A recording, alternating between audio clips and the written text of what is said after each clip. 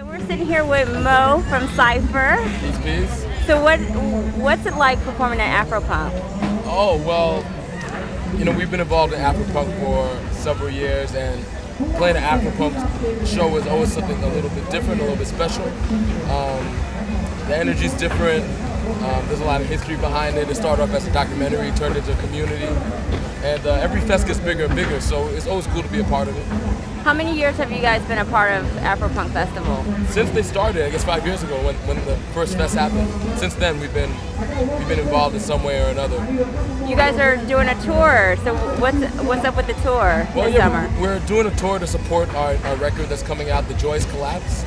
We finished the record a while ago, so since we finished it, we've just been promoting it, doing grassroots promotion, DIY, like straight up traditional hardcore DIY going out.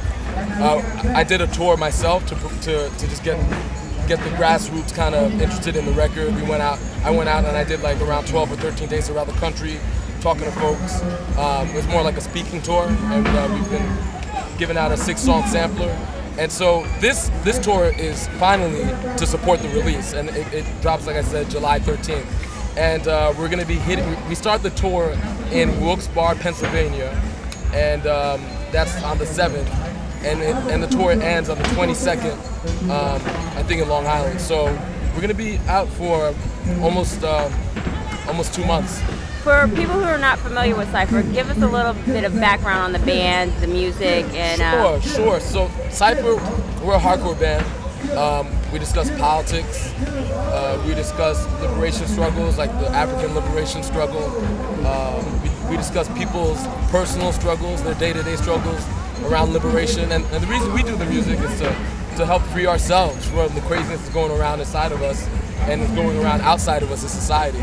And we hope that our listeners could get something out of us expressing ourselves and discussing the things that we see in our society or things that we see within us that cause us to ask questions. What is your most requested song to perform? We get a lot of requests. I think Protoculture, which is a song that we traditionally end our set with, that gets a lot of requests. That's the song that, like, if you watch the AfroPunk documentary, that full song is in that documentary. We recorded that song, I think, 3 or 4 times. It's on several recordings.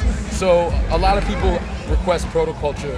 I think Protoculture, Children of God's Fire, which is the title track of our last record, Children of God's Fire, and I guess like some of our older stuff, like Reaching Higher States. That's like a classic. Like anybody who knows us from like the late '90s, early 2000s, they request Reaching Higher States. How did Cipher come together? We were all in high school, and we were all involved in the hardcore scene.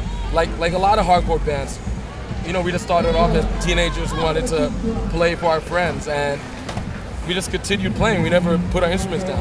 What does AfroPunk mean to you?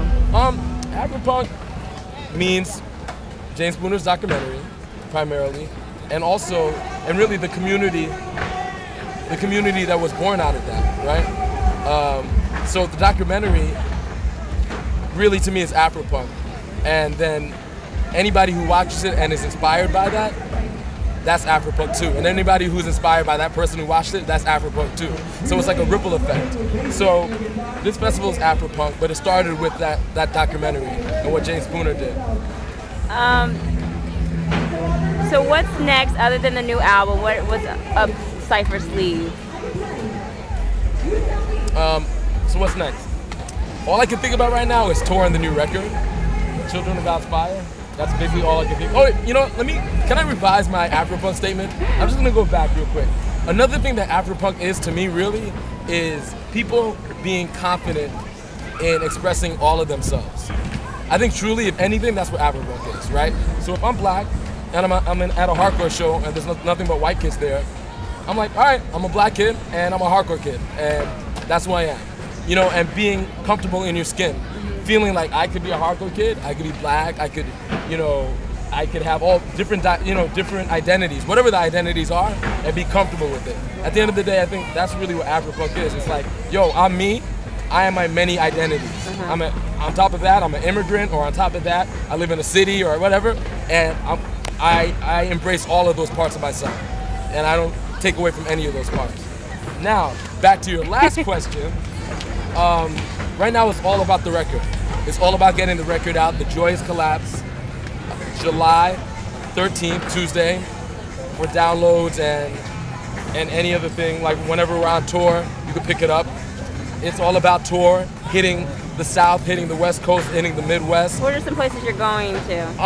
We're going to LA, we're going to Chicago, we're going to Pittsburgh, we're going to Atlanta, all throughout Northern Cali, San Diego, we're going throughout Florida, all throughout Texas, Houston, I think Corpus Christi might be playing, Midland, Texas, which is like the home of George Bush.